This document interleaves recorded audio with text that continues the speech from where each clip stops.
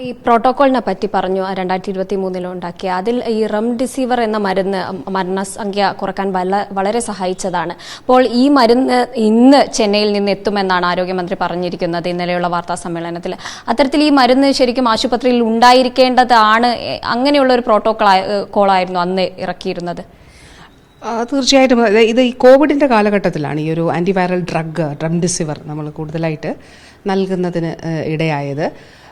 ഇപ്പോൾ മറ്റൊരു സാഹചര്യം കൂടി ഇതിൻ്റെ ഒരു പശ്ചാത്തലത്തിലുണ്ട്. അത് എബോളയുമായിട്ട് ബന്ധപ്പെട്ടിട്ടുള്ളതാണ്. ഇപ്പോൾ നമുക്കറിയാം, എബോള ആഗോളതലത്തിൽ എബോളയുടെ ഒരു വെല്ലുവിളി പൊതുജനാരോഗ്യ മേഖലയിൽ നിലനിൽക്കുന്ന ഒരു സാഹചര്യത്തിൽ ഈ എബോളയ്ക്കും നമ്മൾ ഈ ഒരു ഡ്രഗ് ഉപയോഗിക്കുന്നതാണ്, ഈ ഒരു മരുന്ന് ഉപയോഗിക്കുന്നതാണ്.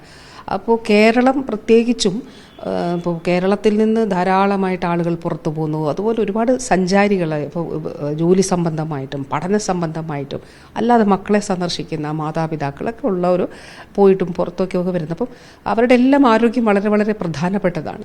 അപ്പോൾ എബോളയുടെ മുൻകരുതൽ എന്നുള്ള നിലയിൽ കൂടി ഈ മരുന്ന് സംസ്ഥാനത്ത് കരുതേണ്ടതായിരുന്നു എന്നുള്ളതാണ്. അപ്പോൾ ഈ ഒരു വെല്ലുവിളി ഉണ്ടായ സാഹചര്യത്തിൽ ഒരു കുറച്ച് ദിവസം ഒരാഴ്ചയോ 10 ദിവസങ്ങളാണല്ലോ ആയിട്ടുള്ളത്. എബോളയുടെ ആ നിലയിലുള്ളൊരു ചാലഞ്ച് ആഗോളതലത്തിൽ ഉണ്ടായിട്ടുള്ള ഒരു ഘട്ടത്തിലും പ്രത്യേകിച്ചും അതിലേക്കൊരു ശ്രദ്ധ രാജ്യത്ത് ഇന്ത്യയിൽ നൽകപ്പെട്ട ഒരു സാഹചര്യത്തിലും അതിന് ഈ മരുന്ന് ആവശ്യമാണ്.